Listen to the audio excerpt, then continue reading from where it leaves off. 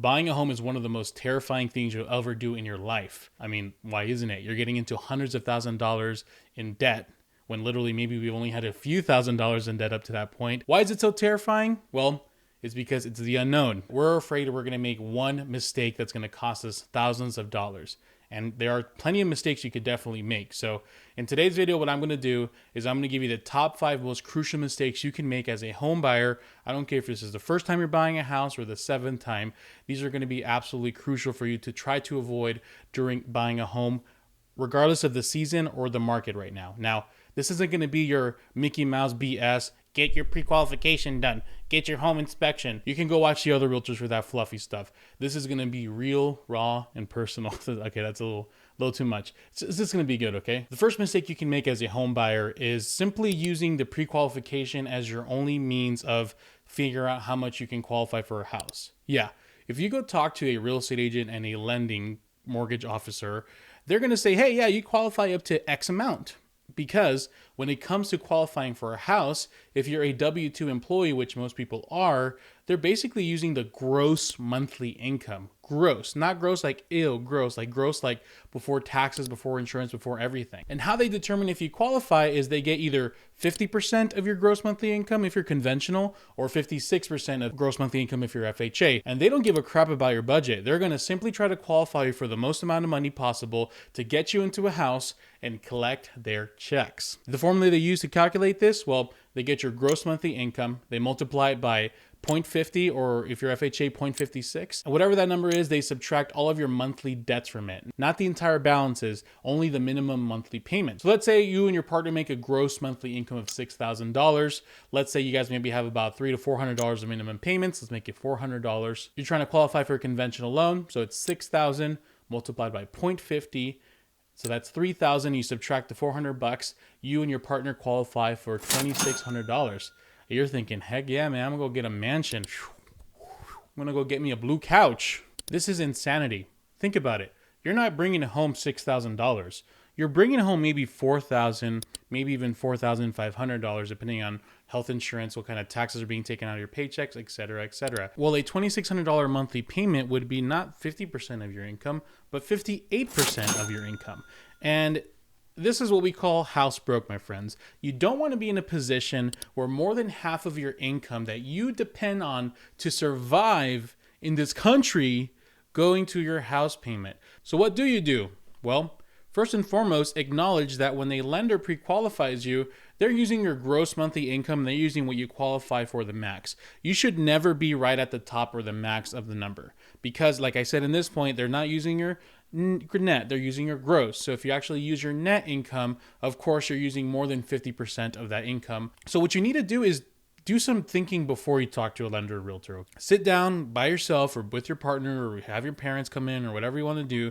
Figure out what your net income is. Figure out what your expenses are, and really figure out how much you can allocate towards a monthly payment for a house. There's a lot of theories out there. You know, some people say 25%, some people say 30%, some even go as high as 35%. And of course, some of them use your gross or net. I personally prefer use your net income and maybe stay around that 25 to 35% mark. Why I say it's different for people is because everybody has a different story, right? So for example, let me share something personal about me. I have a 3-year-old daughter who she gets seizures every time she has a fever. So something terrifying, and I don't even wish it on my worst enemy. So we always have to be aware of those medical bills that could pop up anytime she's sick. So for us personally, we would rather keep that percentage for the monthly payment down, lower to 25%, so we can use that extra 5 or 10% to save for any emergency hospital bills that might pop up with us. Maybe in your situation, you have the ability to save more because you have really stable employment. Maybe you have a part-time job. Maybe you're only qualifying with one of your partners and the other partners all that is extra income. You'll know your situation. You can go get your opinions online, but you make your own conclusion. A lot of people don't. They just talk to the realtor lender and they go in the whirlwind. And next thing you know, you're living above your means, and those people will not be there to make your monthly payments. I'm not talking bad about them. It's just you have to look out for yourself first. The second biggest home buyer mistake you can make is kind of in relation to the first one, where you kind of have to protect yourself first before you talk to a realtor lender, is get your savings together. What you're going to be told is, hey, you need your down payment and you need closing costs and maybe some money for the inspection and appraisal and stuff. And that's totally 100% true. But once again, if you're just going to do what you're told, it's not going to be as efficient as if you prepare yourself. Of course, have your down payment ready, which can be 3.5% if you're FHA, 3, 5, 10, or 20% if you're conventional, or cash, 100% down. Can I borrow some money? And of course, if it's a crazy housing market, yes, it would be helpful to have your closing costs saved up, which could range 2 to 3% of the purchase price, depending on the taxes and maybe extra fees that your area might have. But these aren't going to be individual savings. This is one category, your house savings. I made a video recently called "Do Not Buy a Home Until You Watch This Video." And you should definitely watch it after you're done watching this one. And in that video, I briefly talk about this. That's just your housing savings. That's savings needed to purchase your property. You should have, in my opinion, an extra 2 savings here. Your second main priority one should be your emergency savings, okay? One of the biggest mistakes I have always seen, and maybe this was okay when we were in a recovering market and you could make $50,000 just by owning a house for 3 years, but it's not going to be okay no more. You can't blow your entire savings for just the purchase of your home and expect you to just make it up if, after you move in. Sure, maybe you could do it because you have a really great job, but it's not reliably safe to purchase a house with this assumption. So to prepare for this, have an emergency savings already saved apart from your house savings. That could be 2 months reserves, 3 months reserves, 6 months reserves, 12 months reserves. I don't care.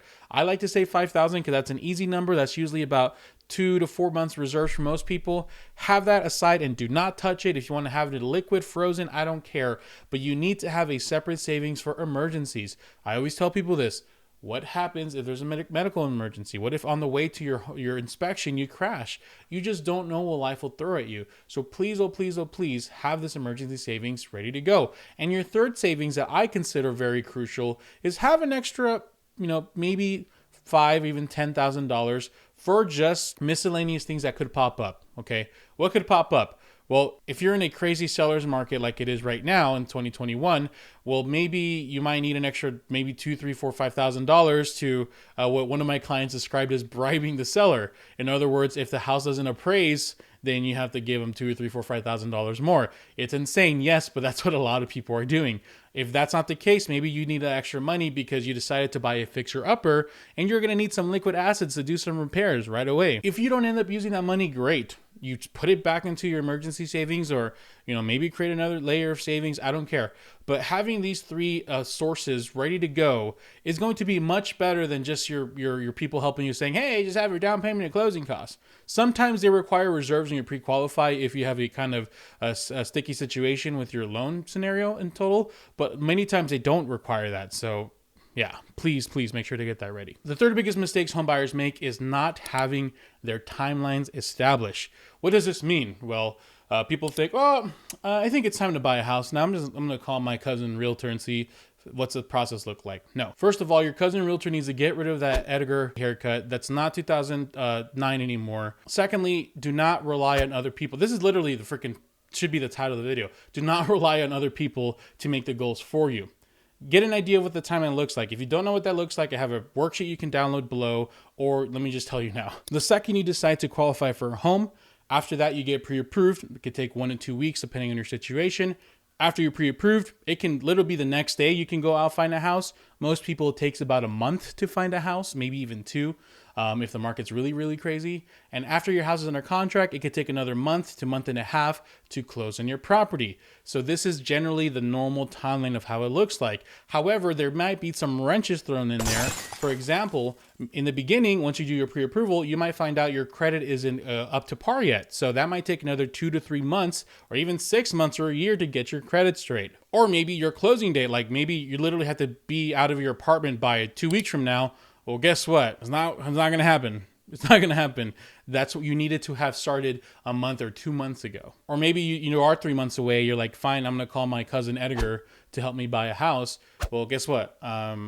Your credit isn't good enough, and maybe you should have called them 6 months ago so you can have some credit repair happening, right? If you know these crucial details, you can negotiate things like post-possession and pre-possessions. You can make strategic decisions like that, but you can't do it if you don't know your timeline. By having all this knowledge, you are able to make your own decisions.